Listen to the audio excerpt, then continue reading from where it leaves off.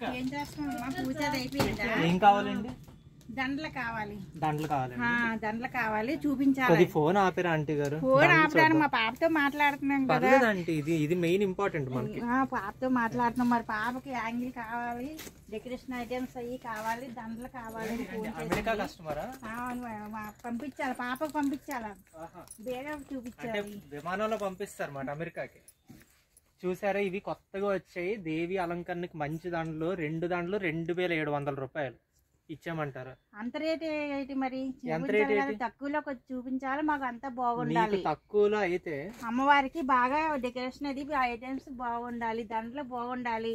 ఇది చూడండి, అయితే 2 దండలు 2650. అంత రేటా? అంత రేట్ అయితే ఎలాగా? అంత రేటు పెట్టి అలాగా మరి? ఇంత రేట్ ఏంటి? ఇంత రేట్ దండ చూడండి. దండ చూసామండి, అంత రేట్ అయితే ఎలాగా?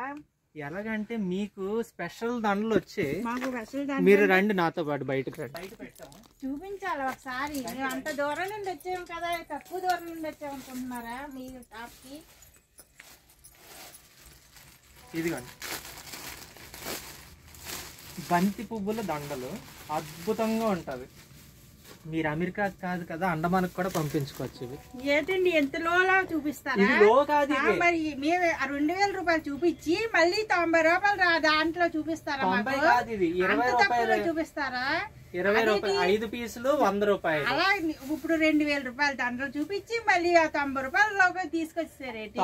90 కాదండి, 5 పీసులు 100. అలా కాదండి, అసలు ఏంటి మీకు మీ ఉద్దేశం? మేము కొంటామా కొనవా ఏంటి? మీకోసమే ఇది బడ్జెట్ రేంజ్. అంటే మేము కొనడానికి వచ్చామనుకుంటున్నారా?